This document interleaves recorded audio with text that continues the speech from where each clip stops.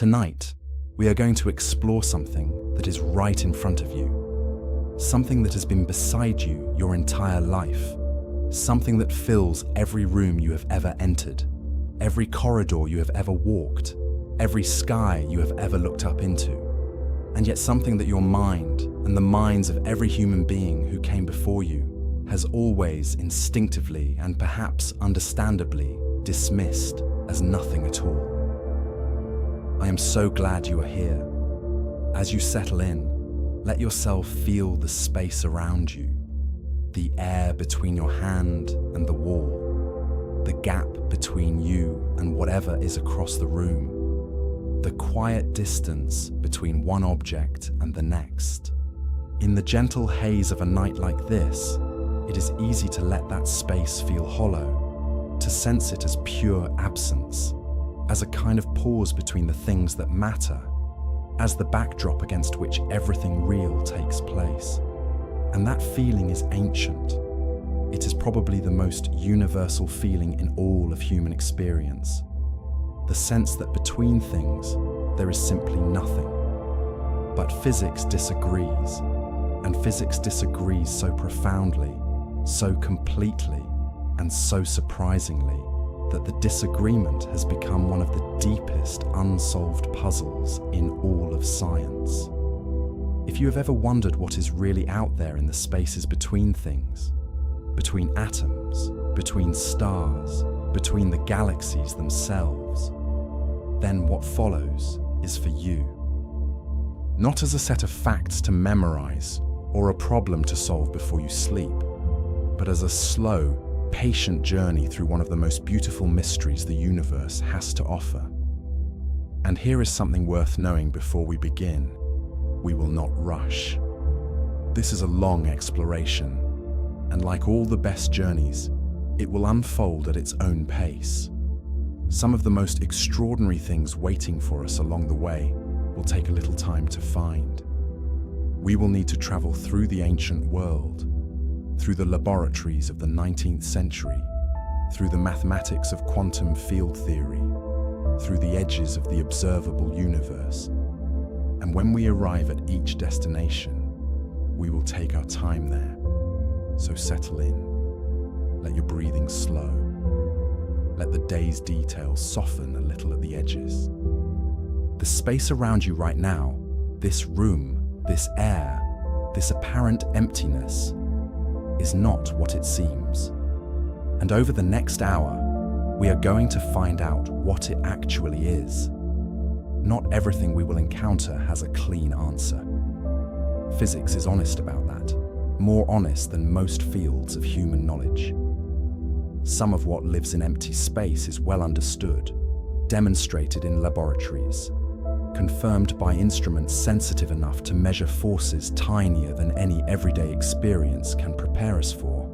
And some of what lives in empty space remains one of the most baffling open questions in all of cosmology. A number so wrong that physicists describe it as the worst prediction in the history of science. But the wonder of it, the genuine, quiet, unhurried wonder, is in every layer. In the fact that we looked at nothing and found something. In the fact that the void, pressed hard enough by the right instruments, pushes back, and it begins right here, in the space between you and the wall. In the gentlest, darkest, most apparently empty stretches of the universe. We will start where everyone starts, with the feeling of emptiness itself, with the deeply intuitive, deeply human, and ultimately mistaken idea that space is simply the absence of things. And then, very slowly, we will let that idea unravel.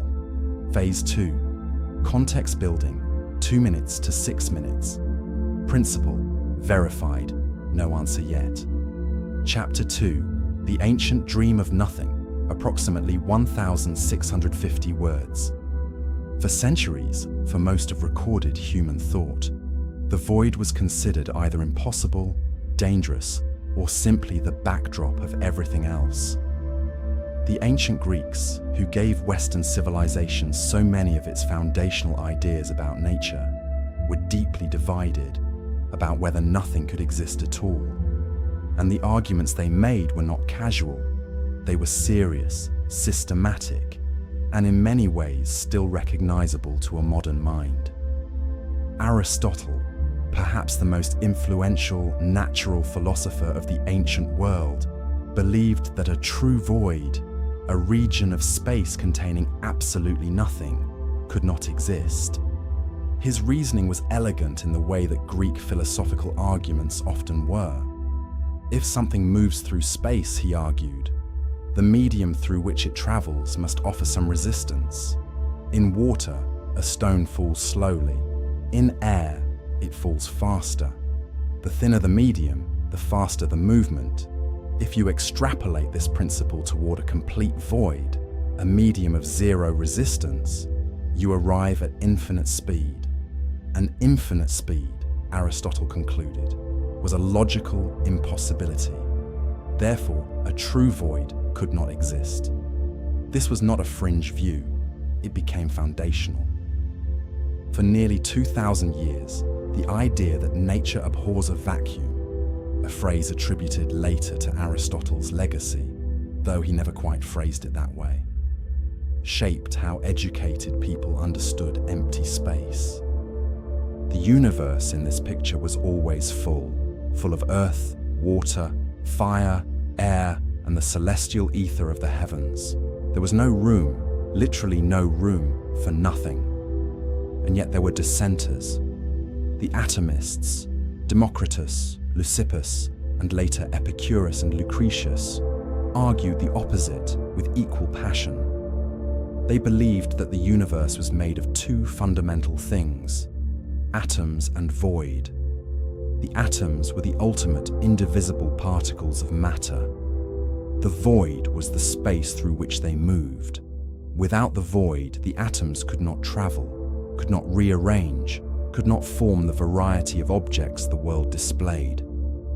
Void was not the absence of reality, it was its necessary partner. This debate sounds almost philosophical, almost abstract, as if it had no consequences beyond a seminar table. But it ran for centuries. It shaped the architecture of medieval universities, the theology of monasteries, the cosmologies that navigators used to imagine the heavens above them. The question of whether nothing could exist was not a curiosity. It was a defining issue of Western intellectual history. And then came the experimenters. In the early 17th century, Galileo Galilei noted that suction pumps, used widely to draw water out of mines, seemed to have a limit. No matter how powerful the pump, no matter how perfectly the seals were made, water could not be drawn more than about 10 meters upward. His student, Evangelista Torricelli, was fascinated by this. In 1643, working in Florence with a glass tube filled with mercury and inverted into a bowl, Torricelli observed something remarkable. The mercury column fell, leaving a space at the top of the tube. A space that had no air in it, no mercury in it, no anything that Torricelli could identify. A space from which everything had been removed. He had created, for the first time in a controlled experimental setting, something very close to a vacuum. Not a perfect vacuum. The physics of the 17th century could not achieve that. But a region where air had been effectively excluded. The space at the top of that mercury column came to be called the Torricellian vacuum. The implications were immediate and contested.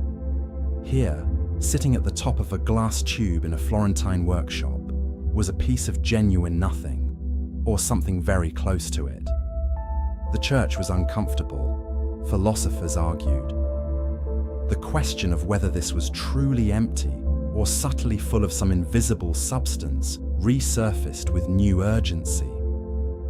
Blaise Pascal, reading Torricelli's work, sent his brother-in-law up a mountain in France with a barometric tube to measure whether the column height changed with altitude. It did. This confirmed that the column's height was sustained by the weight of the overlying atmosphere pressing down on the mercury reservoir, not by some mystical property of vacuum, not by horror vacui. Nature's supposed revulsion against emptiness, but by ordinary atmospheric pressure. Vacuum in this picture was simply a region of lower pressure.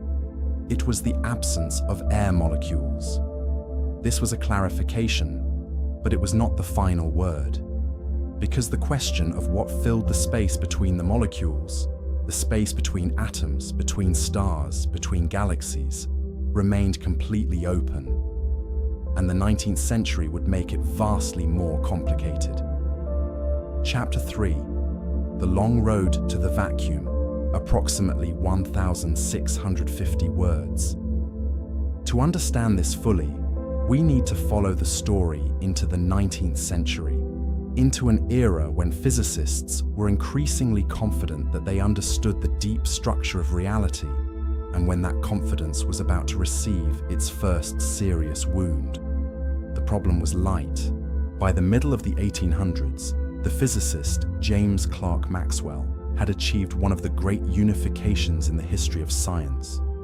He had shown that electricity and magnetism, two apparently separate phenomena, were in fact two aspects of a single electromagnetic field.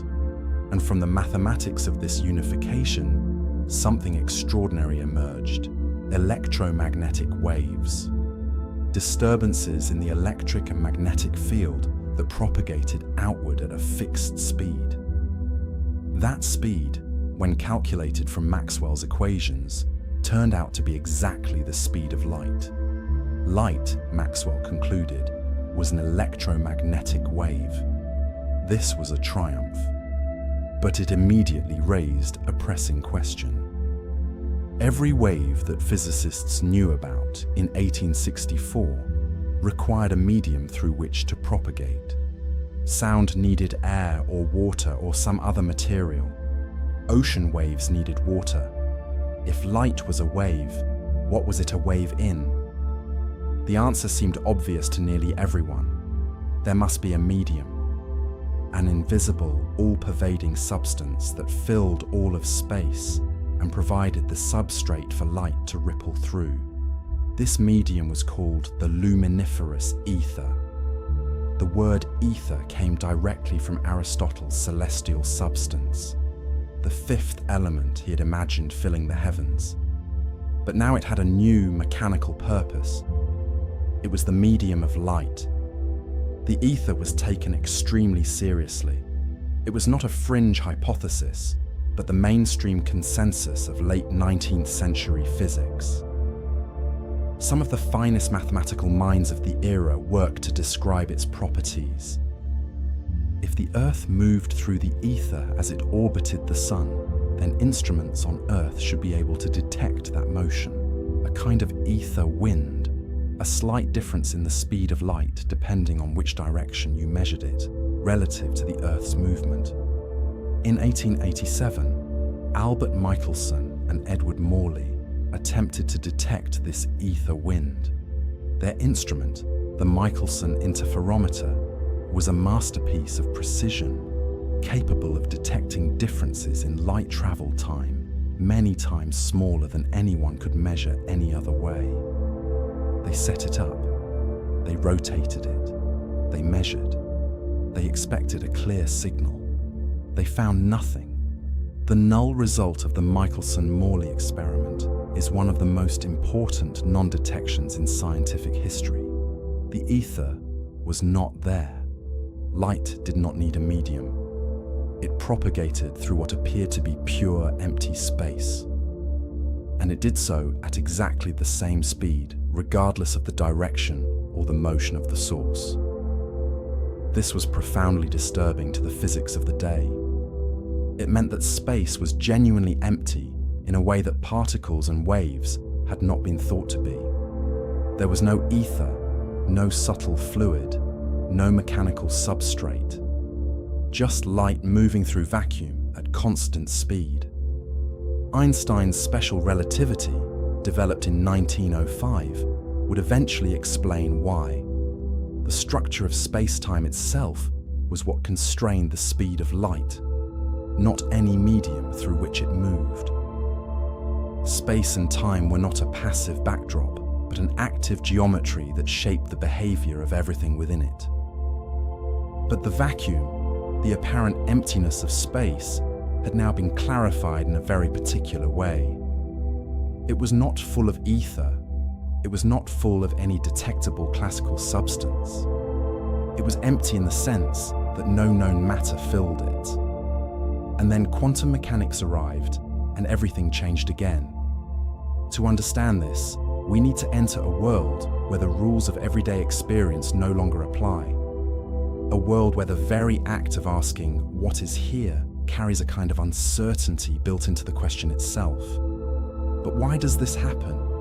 Why does the quantum world force us to reconsider even the concept of empty space? We'll come back to that question, and it will take us somewhere extraordinary. Phase 3. First partial answer, 6 o'clock to 12 o'clock. Answer delay checkpoint. Chapter 4, Fields Without End, approximately 2,500 words. Answer delay checkpoint, 6 o'clock mark. The reason is something called quantum field theory, and the word field is the key. To understand this, we need to replace the old picture of a particle-based universe with something subtler and, in some ways, more beautiful. In classical physics, particles are the fundamental actors, discrete, localized objects that travel through the empty stage of space. In quantum field theory, the picture is almost exactly inverted. Fields are the fundamental things. Particles are what happens when a field is disturbed. Imagine, for a moment, a perfectly calm ocean on a windless night.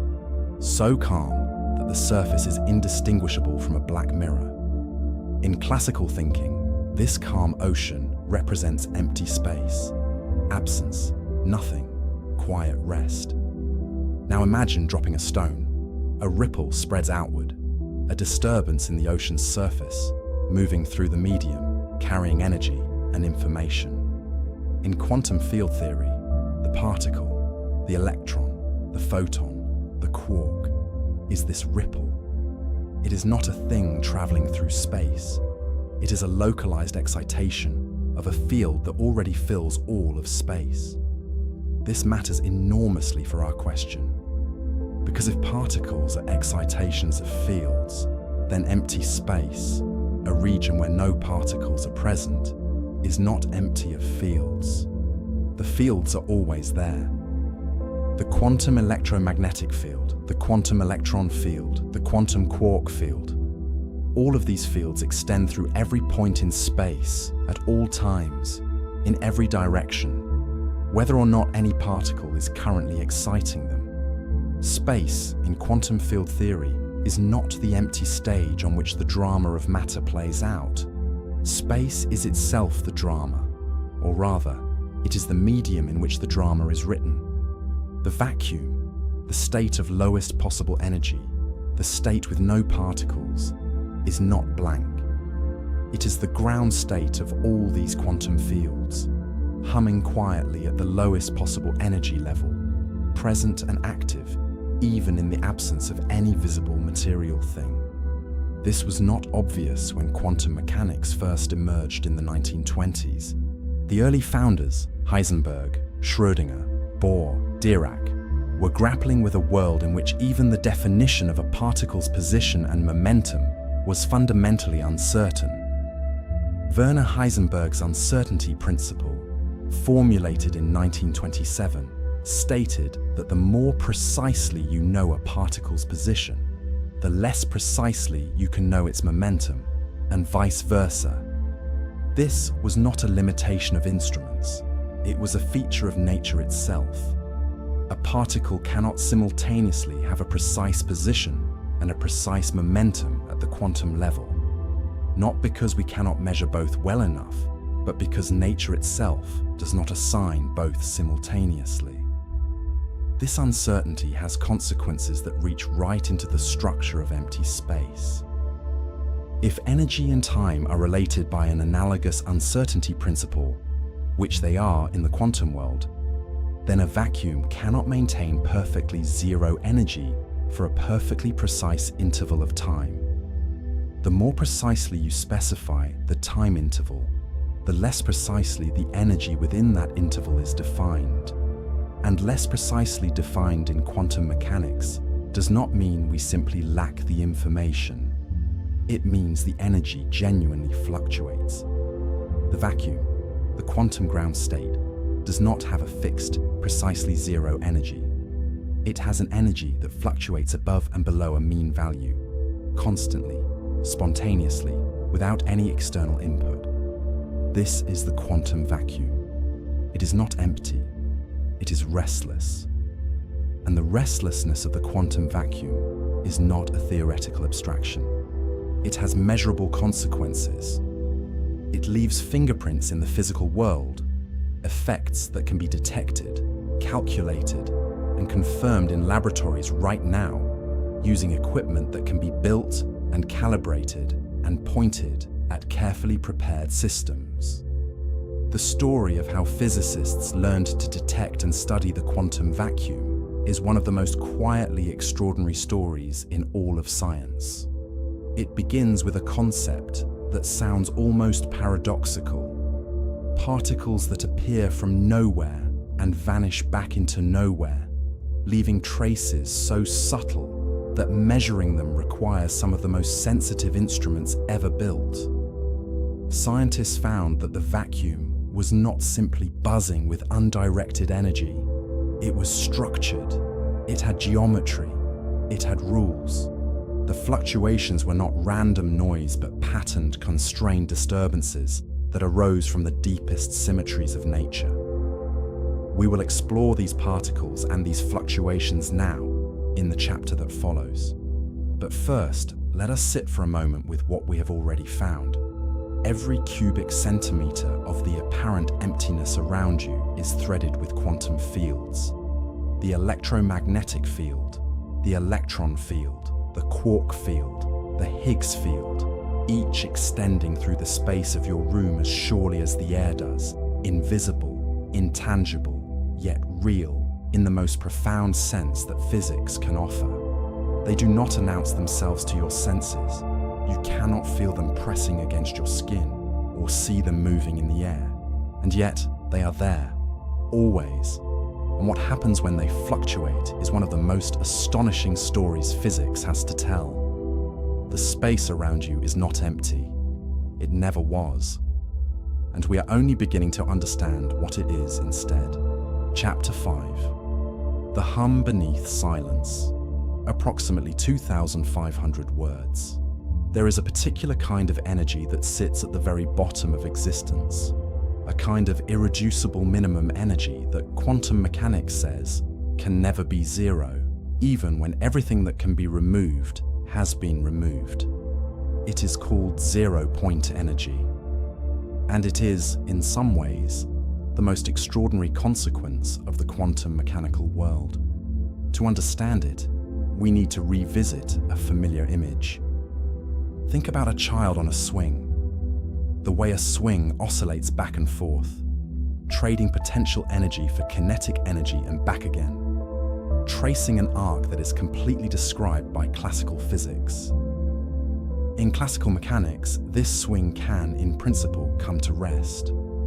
If you remove all the energy, if the air is stilled and friction is eliminated, the swing settles at its lowest point and stops. Zero energy, zero motion, perfect rest. Quantum mechanics does not permit this.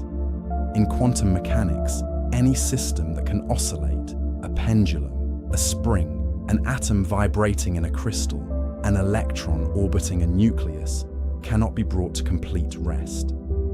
It retains a minimum level of energy even at absolute zero temperature, even when every other source of thermal energy has been removed. This is the zero-point energy of the system. It arises directly from Heisenberg's uncertainty principle. A completely still oscillator would have precisely defined position and precisely defined momentum simultaneously, which the uncertainty principle forbids. Nature compensates by ensuring that the oscillator always retains a residual jiggle, a trembling at the floor of existence that cannot be quieted. Now apply this principle to the quantum vacuum, to the ground state of all quantum fields.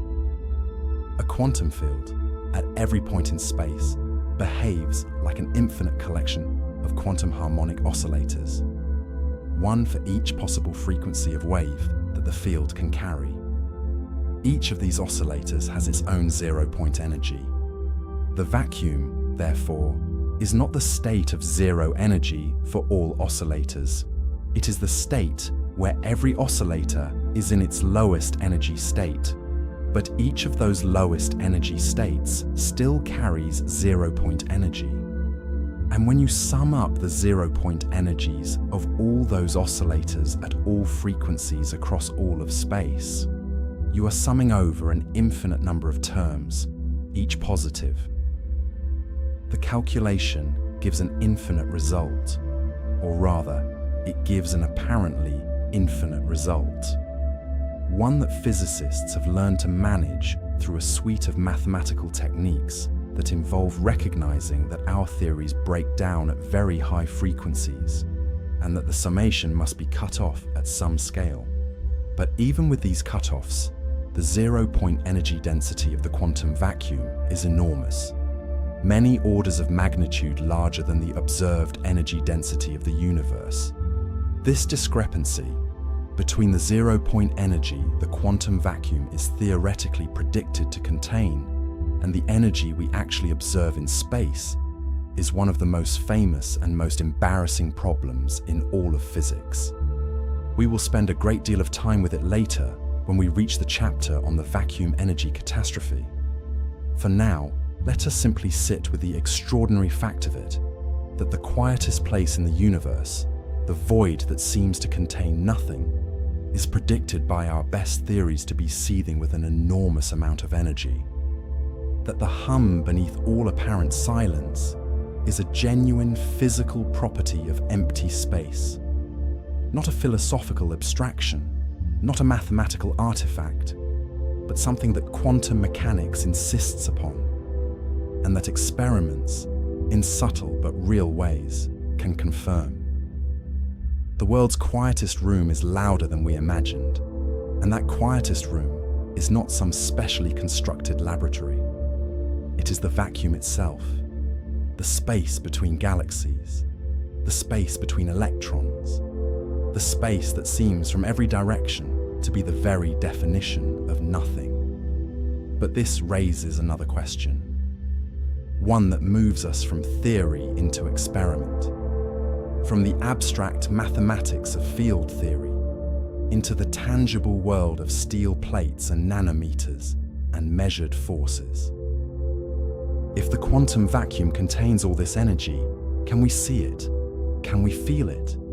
Can we build something that responds to it, that registers the pressure of all this seething beneath the surface of apparent emptiness? The answer, as it turns out, is yes. Phase 4, deep dive, 12 minutes to 45 minutes. Structure inferred from retention, science. Chapter 6, particles from nowhere, approximately 5,000 words. To understand this, we need to begin with one of the most conceptually striking predictions of quantum field theory. A prediction so strange that on first encounter, it seems to belong more to mythology or philosophy than to experimental science.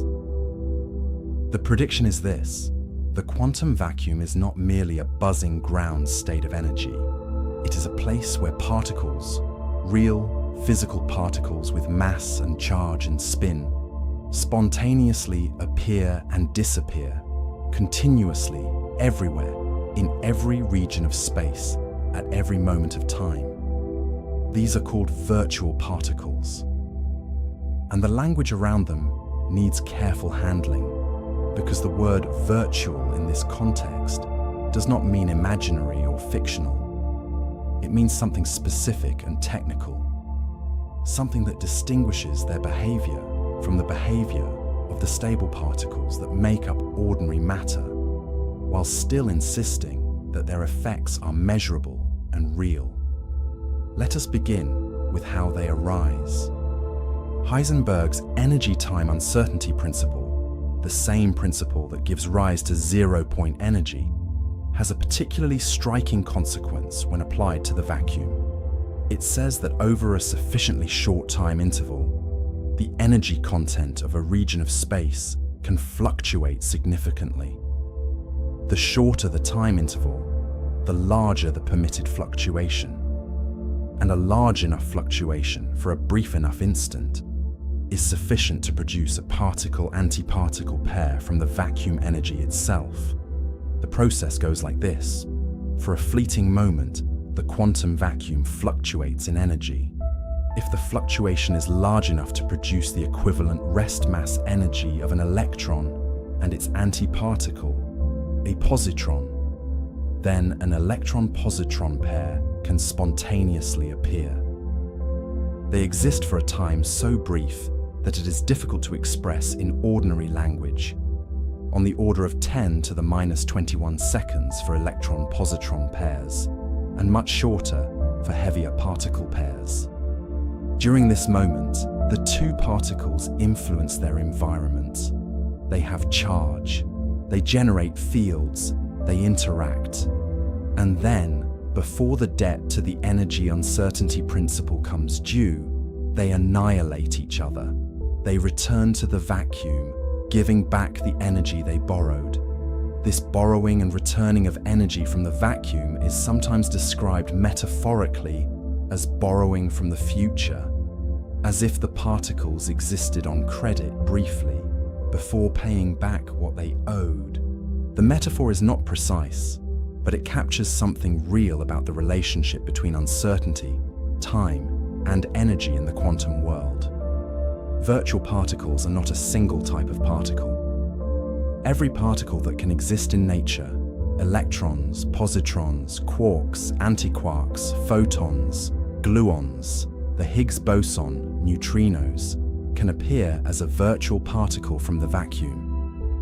The heavier the particle, the shorter the time it can exist before annihilation, because the larger the energy that must be borrowed, and the more tightly the uncertainty principle constrains the lone duration. Photons, which are massless, can exist as virtual particles for longer, in principle, indefinitely, though they do not travel freely through space in the way that real photons do. The question that naturally arises is, if virtual particles exist for such fantastically short times, how do we know they exist at all? How do we detect something that vanishes before any instrument could plausibly register it? The answer is that we detect their effects, not the particles themselves. Virtual particles interact with the real particles and real fields around them. They mediate forces. The electromagnetic force between charged particles is, in the language of quantum field theory, the result of the exchange of virtual photons.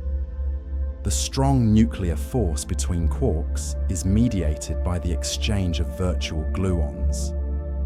The forces that hold matter together and push it apart are, at the quantum level, the result of the continuous exchange of virtual particles. Particles briefly borrowed from the vacuum energy and returned. In a very real sense, the vacuum is not the empty stage on which forces are transmitted.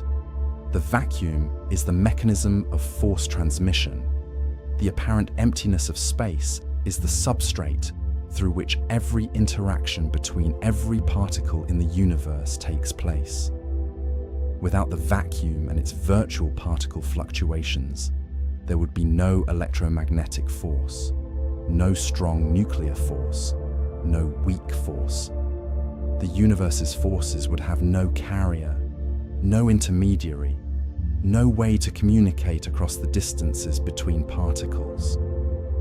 Consider the hydrogen atom, the simplest atom. a single proton orbited by a single electron. In the classical picture, the electron orbits the proton at a precise energy level defined by the Coulomb force between the two charges.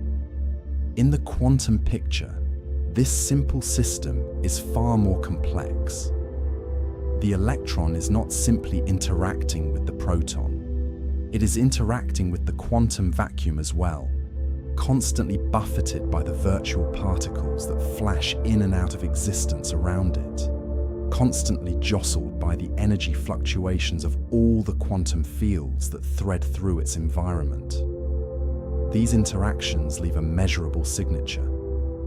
In the late 1940s, the American physicist Willis Lamb discovered that two energy levels of the hydrogen atom that classical quantum mechanics predicted should be identical were in fact slightly different.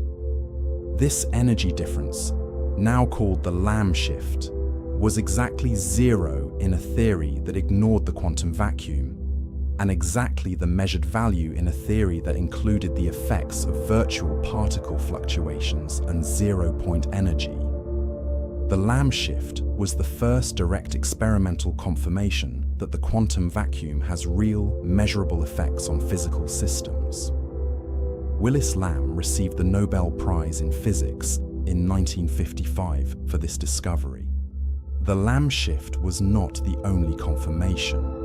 Around the same time, the physicist Paul Dirac had predicted the existence of the magnetic moment of the electron, the degree to which an electron behaves as a tiny magnet. This quantity, called G, was predicted by Dirac to be exactly 2. When experimental techniques improved sufficiently, the measured value of G turned out to be not quite 2. It was 2 plus a small correction, a correction that, in a theory including quantum vacuum effects, could be calculated to extraordinary precision. The anomalous magnetic moment of the electron, as it is called, is now one of the most precisely tested predictions in all of science. Theory and experiment agree to better than 1 part in 10 billion. And that agreement is only possible when the quantum vacuum is included in the calculation. So we have here a set of effects: the Lamb shift, the anomalous magnetic moment, the structure of nuclear forces, that cannot be explained by any theory that treats the vacuum as truly empty, and that are perfectly explained by a theory in which the vacuum is seething with virtual particle activity.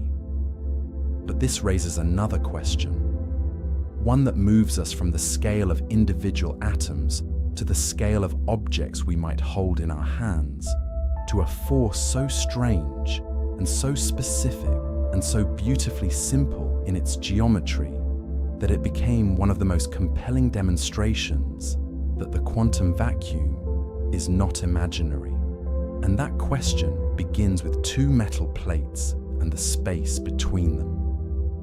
Chapter 7. The Force. Between 2 empty plates, approximately 5,000 words. Imagine 2 perfectly flat, uncharged metal plates positioned parallel to each other in a vacuum. They are not electrically charged. They are not magnetized. They carry no current. They are, from every classical standpoint, completely inert. 2 isolated pieces of metal floating in empty space, exerting no force on each other whatsoever. Classical physics predicts that such plates would feel nothing from each other. The vacuum between them is empty. There is no field linking them, no charge attracting or repelling, no mechanism of any kind by which one plate could communicate with the other. They simply float, each entirely unaware of the other's existence. But quantum mechanics predicts something different. Quantum mechanics predicts that the 2 plates will be attracted to each other, drawn together by the pressure of the quantum vacuum, by a force that has nothing to do with charge or magnetism, or any of the classical interactions, and everything to do with the structure of empty space between them. This is the Casimir effect. It was predicted in 1948 by the Dutch physicist Casimir, and it remains, to this day, one of the cleanest and most direct experimental demonstrations that the quantum vacuum is real, structured, and capable of exerting forces. To understand this, we need to think carefully about the virtual particles and vacuum fluctuations that fill empty space. The quantum vacuum contains fluctuations at all wavelengths, all frequencies of all quantum fields, rippling through every region of space at all times. The fluctuations of the electromagnetic field, in particular, correspond to virtual photons of every possible wavelength buzzing through the vacuum. Now introduce the two metal plates. Metal is an excellent conductor of electricity. One of the properties of a conductor is that the electromagnetic field inside it and tangential to its surface must be zero, a constraint that comes from the physics of how electrons in the conductor respond to and cancel electric fields. This means that when you place two conducting plates in a vacuum, you impose a boundary condition on the electromagnetic field between them. The virtual photons between the plates can only exist at wavelengths that fit neatly between the plates, wavelengths that are integer multiples of the plate separation. Wavelengths that do not fit are excluded. Outside the plates, there is no such restriction. The vacuum fluctuations outside the plates can occur at any wavelength. The full, unconstrained spectrum of virtual photon modes, extending from the smallest possible wavelength all the way to infinity. The result is a striking imbalance. Between the plates, the spectrum of vacuum fluctuations is constrained. Some modes are excluded. Outside the plates, the spectrum is unconstrained. All modes are present. This imbalance corresponds to a pressure difference. The vacuum outside the plates, buzzing with its full spectrum of fluctuations, pushes inward with slightly more force than the restricted vacuum between the plates pushes outward. The plates are, in effect, squeezed together by the pressure of the vacuum's own restlessness. This is not a large force. For plates separated by a distance of 1 micrometer, 1/1,000,000th of a meter, the Casimir force between them is approximately 1/10 of a Pascal, or about 1 Newton per 10 square meters. This is an incredibly small force. For plates separated by 1 nanometer, 1/1000,000th of a meter, the force is much larger, around 1 billion pascals, because the Casimir force scales as the inverse fourth power of plate separation. But for most everyday purposes, the Casimir force is completely negligible. Nevertheless, it exists. It can be measured, and the fact that it exists is extraordinary. Casimir himself, when he published the prediction in 1948, was somewhat tentative about it. He had derived the effect from the quantum electrodynamics of his time and was uncertain how it would be received. His colleague Niels Bohr, when Casimir explained the idea to him, reportedly commented that it sounded like a zero-point energy effect, and Casimir agreed that yes, essentially, it was. Zero-point energy of the vacuum made visible through the geometry of the plates. For decades, the Casimir effect remained a theoretical prediction that was difficult to test. The force is so small and requires such precise control of plate geometry and separation that the experimental challenges were formidable. Early attempts produced results that were consistent with the prediction, but not definitive. The field remained somewhat uncertain until the 1990s, when improvements in experimental technique allowed for much more precise measurements. In 1997, the American physicist Stephen Lamoureux performed a careful measurement of the Casimir force using a torsional pendulum and a conducting sphere plate geometry. His results agreed with the theoretical prediction to within 15%. a remarkable achievement given the extreme sensitivity required and the difficulty of controlling systematic errors. Subsequent experiments in the years following refined the measurement further. By the early 2000s, measurements of the Casimir force were agreeing with theory to within a few percent. The Casimir effect has since moved beyond pure physics and into engineering. At the nanoscale, the scale of microelectromechanical systems, or MMs, which are the tiny mechanical devices used in everything from accelerometers in smartphones to inkjet printer heads. The Casimir force is no longer negligible. At separations of tens of nanometers, it becomes one of the dominant forces in the system, comparable to or larger than the electrostatic forces that engineers typically design around. The quantum vacuum is not merely a theoretical curiosity. It is an engineering consideration for devices small enough to be affected by it. There have been proposals, and not all of them are entirely fanciful, to use the geometry dependence of the Casimir force for practical purposes, to design microstructures that exploit the force rather than being hindered by it, to create tiny machines that run on the pressure of the vacuum itself. None of these proposals has been fully realized yet, but the fact that they are taken seriously in engineering literature reflects how substantial and reliable the Casimir effect has become as an experimental result. There is something philosophically striking about the Casimir effect that deserves a moment of quiet attention. It is a force that arises from nothing, or rather, from what appears to be nothing. Two plates with no charge in a vacuum that appears completely empty nonetheless attract each other measurably. Remove the vacuum fluctuations from your theory, and the force disappears. Include them, and it reappears in exactly the right amount, in exactly the right way, with precisely the geometry dependence that the calculation predicts. The Casimir effect is not a metaphor for the fullness of the void, it is a measurement of it. And yet, understanding the Casimir effect raises a question that has occupied physicists for decades. A question about the total amount of energy in the vacuum, about how that energy manifests at cosmological scales, about why the universe behaves the way it does at the largest scales we can observe. This is the question of the vacuum energy, and it brings us to a puzzle so deep and so unresolved that some physicists have called it the worst theoretical prediction in the history of science. So we see that the vacuum is real, that it exerts forces, that it is accessible to experiment.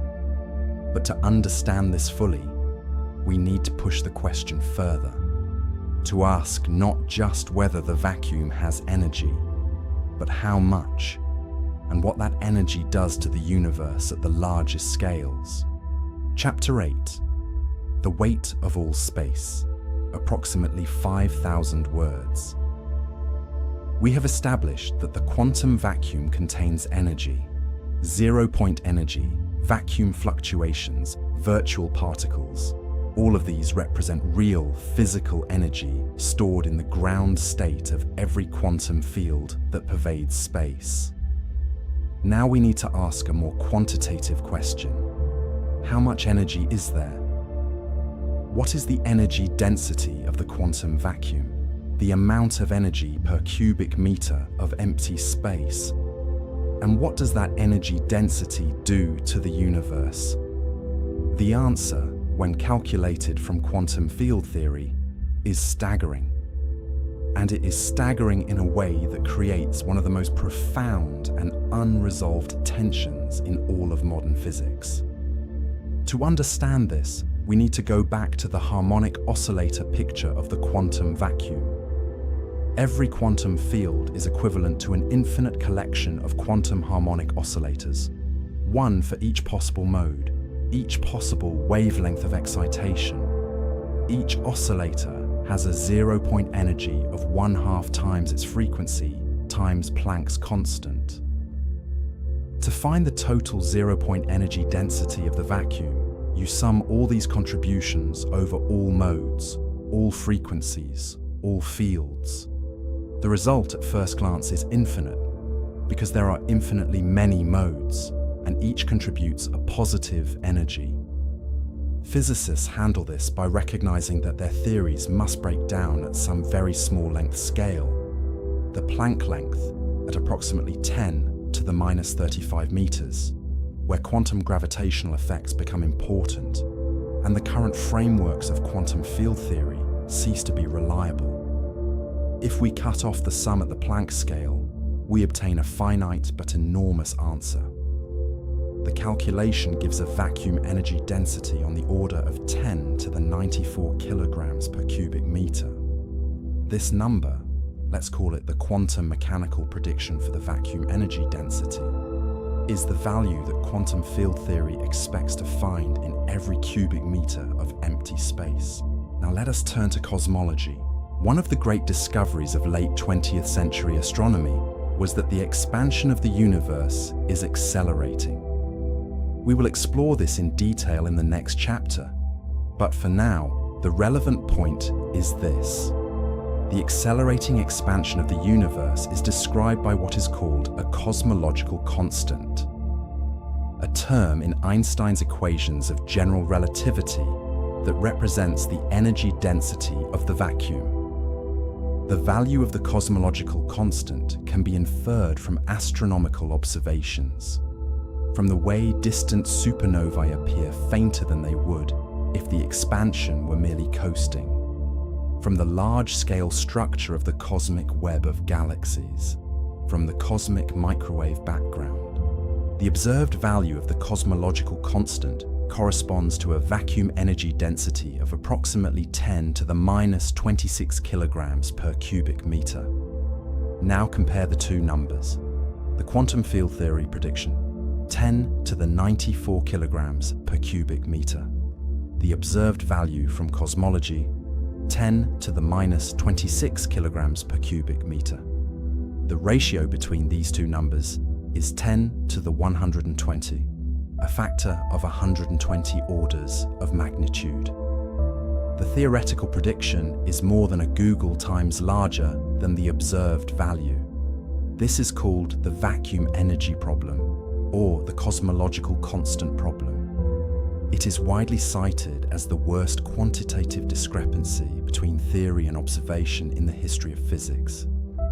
To appreciate how severe this discrepancy is, consider that in most successful physical theories, small inaccuracies are acceptable. A theory that is off by 10%, or even by a factor of 2, might still be considered broadly correct. The standard model of particle physics, for instance, makes predictions that agree with experiment to extraordinary precision, sometimes to better than 1 part in a trillion. A factor of 10 to the 120 is incomprehensibly larger than any acceptable theoretical error. It would be as if you measured the height of a building and your tape measure told you it was 10 to the 120 times the diameter of the observable universe. Something is profoundly wrong or profoundly misunderstood. Several possible explanations have been proposed, and none of them has achieved consensus. One possibility is that the vacuum energy is exactly zero, that some unknown symmetry of nature perfectly cancels all the contributions from all the quantum fields, leaving a vacuum energy of precisely zero. The cosmological constant would then have to be explained by something else entirely. Supersymmetry, a theoretical framework that proposes a deep symmetry between bosons and fermions, the two fundamental classes of particles, was for a long time the most popular candidate for this kind of cancellation. If supersymmetry were exactly realized in nature, the contributions of all bosons and all fermions to the vacuum energy would cancel each other precisely, giving exactly zero. But experiments at the Large Hadron Collider have not found the supersymmetric partner particles that this theory requires, at least not in the energy ranges explored so far. There is something almost poetic about this. The very mechanism by which you perceive emptiness, the light that bounces off objects and enters your eyes, the neural processes that generate the experience of a room with empty spaces in it, is itself a product of the non-emptiness of space. The experience of void is generated by processes running in the vacuum. The sense of nothing is created by something. This is not a contradiction. It is a beautiful illustration of how the mind constructs a model of reality that is useful for navigation and survival without necessarily being complete or literal. The brain does not perceive the vacuum. It perceives the objects, the surfaces that reflect light, the textures that resist touch, the sounds that carry through the air. The vacuum is the medium of all of these perceptions, but the vacuum itself is invisible to the perceptual system. Just as water is invisible to a fish, not because the fish cannot see, but because the water is the medium through which the fish sees everything else. We are fish in the vacuum, swimming in the quantum fields without feeling them, seeing by means of their excitations without perceiving the fields themselves, built from particles whose properties are determined by the vacuum without being directly aware of that dependence. And perhaps that is exactly as it should be. Perhaps the most extraordinary things always work in the background. Perhaps the foundations of existence are always invisible to those whose existence they found. Phase 6. Gentle close, 55 minutes to 60 minutes. Tone, verified, chapter 13. What nothing has always been, approximately 4,200 words. And so, in the end, we return to the room. The same room you were in when we began, or perhaps a different room, but with the same essential quality of apparent emptiness around you. The same quiet distances between objects. The same gentle darkness of a late night settling around the edges of things. The space between you and the wall has not changed. It feels the same as it always did. Calm, open, available. The air is still, or nearly so. Objects sit in their places with the quiet certainty of things that belong. The world that your senses offer you is the same world it has always been. Solid here, empty there, present in some places, and absent in others. And yet you have spent this hour in the company of a very different picture. Not a picture that contradicts what your senses tell you. The room is, after all, navigable, and the distances between things are reliable guides to where to step and where to reach. But a picture that lies beneath what your senses tell you, deeper than the surface the mind constructs for practical use. Truer in the sense of being closer to what is actually there when all the approximations are stripped away. Every cubic centimeter of the space in your room is threaded with quantum fields. The electromagnetic field, the electron field, the Higgs field, each present at every point, each in its ground state, each humming quietly with 0-point energy that cannot be removed and cannot be stilled. Virtual particles flicker in and out of existence around you right now, borrowing energy from the vacuum for intervals so brief that no human experience can accommodate them, leaving traces too subtle for unaided senses to detect and too real for physics to ignore. If you brought two small metal plates together to nanometer separations anywhere in this room, the quantum vacuum would push them toward each other with a measurable force. If you could isolate a single hydrogen atom and examine its spectral lines with sufficient precision, you would see the Lamb shift, the fingerprint of the vacuum's fluctuations pressed into the quantum states of its electron. The room around you is not passive, It is active in ways that are simply too small, too fast, and too far below the threshold of biological sensitivity for the nervous system to notice. The Higgs field fills this room. Every particle in your body, every electron, every quark, in every proton and neutron of every nucleus has the mass it has because the vacuum has the Higgs configuration it has. If you could somehow turn off the Higgs field in this room for an instant, every particle of mass you contain would become massless, and the atoms that comprise you would cease to exist in anything like their present form.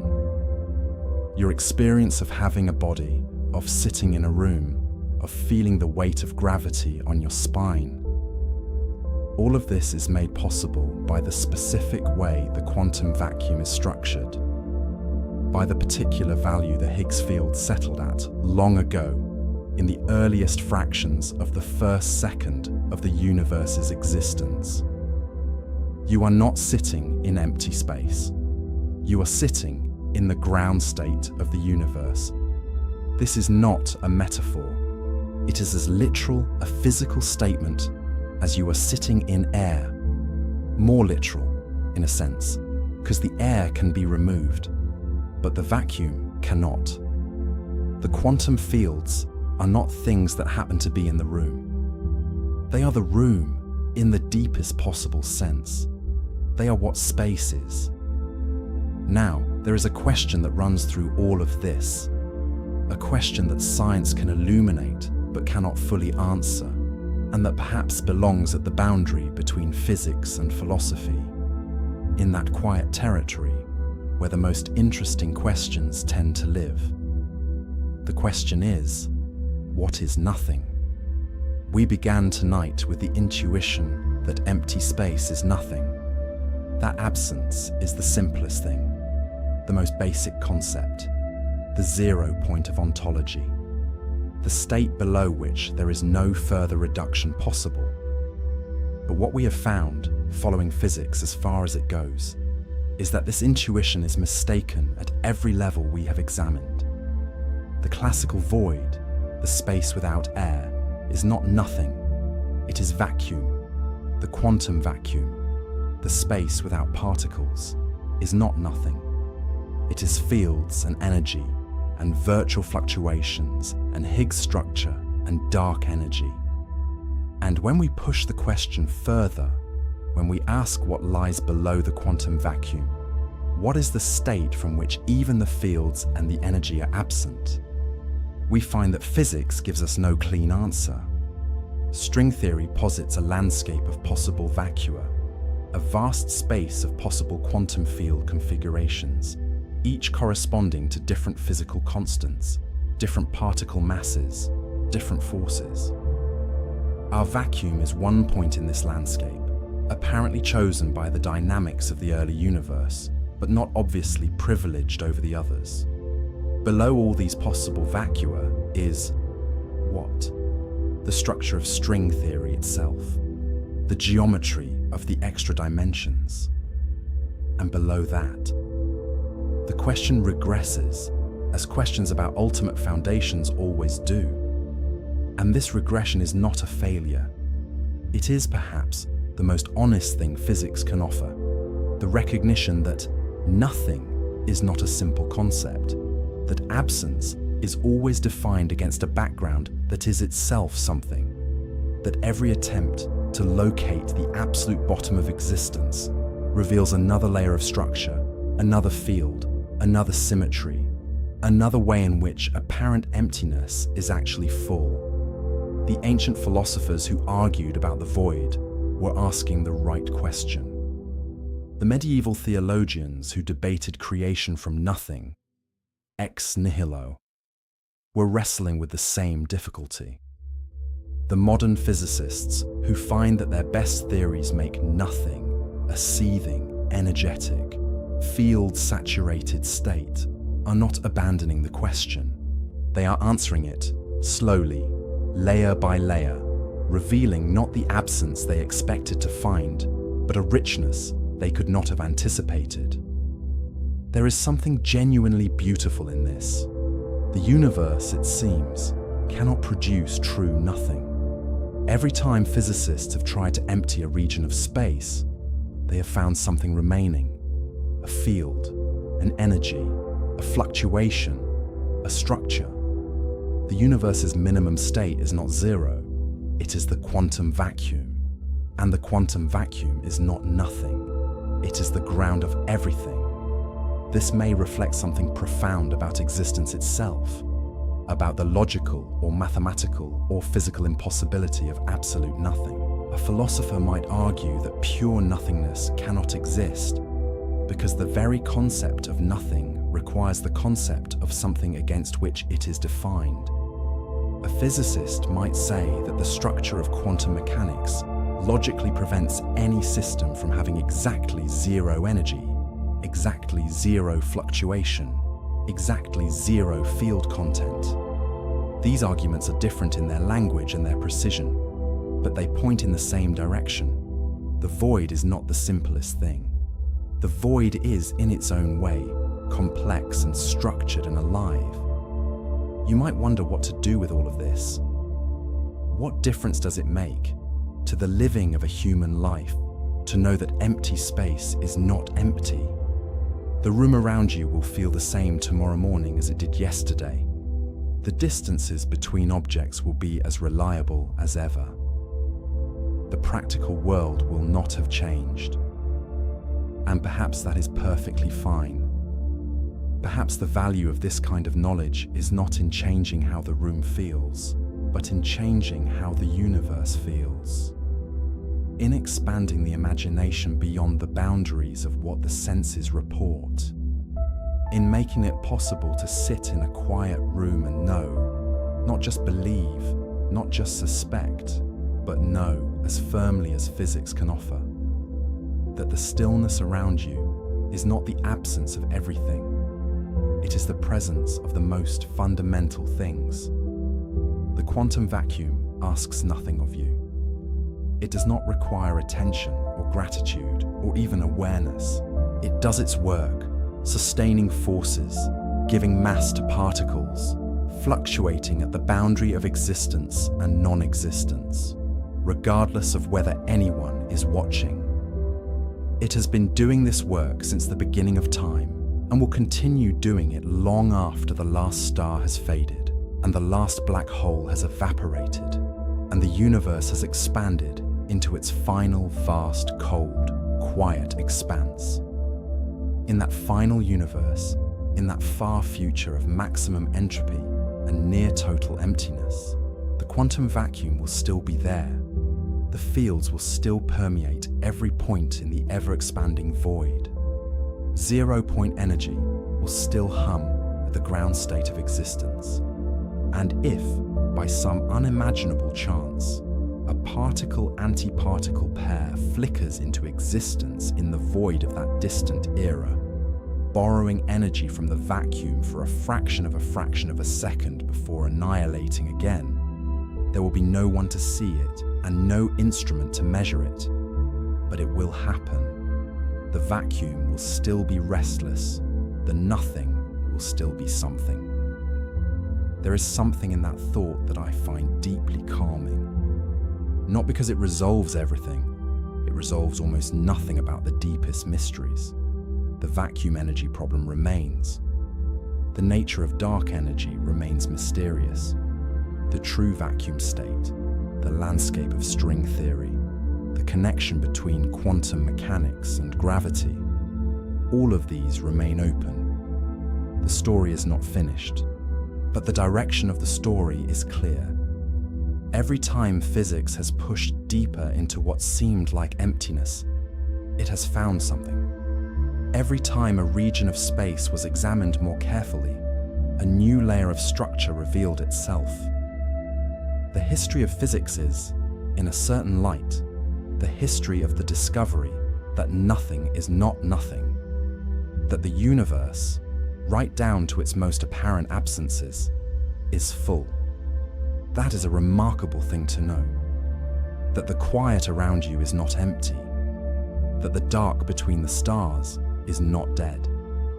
that the spaces between the atoms of your hand are not blank, that the void, in all its apparent stillness, is the most active and fundamental thing the universe contains. As you rest now, as the thoughts of this hour gradually soften and slow, as the room around you settles into the comfortable, familiar darkness of a night winding down, let that knowledge drift with you, not as something to hold on to tightly, not as a problem to solve, but simply as a companionable presence. The awareness that the space around you is doing something, always, quietly and continuously, and without need of acknowledgement. The quantum fields are there. The zero-point energy hums. The virtual particles flicker. The Higgs field gives everything its weight. And in the very far distances, across the void between galaxies, across the expanding space of the observable universe, dark energy continues its patient work, pushing the cosmos gently apart, carrying the fabric of space into futures so distant that language hardly has a way to gesture at them. All of this while you sleep. The room is full. The nothing is something. Sleep well.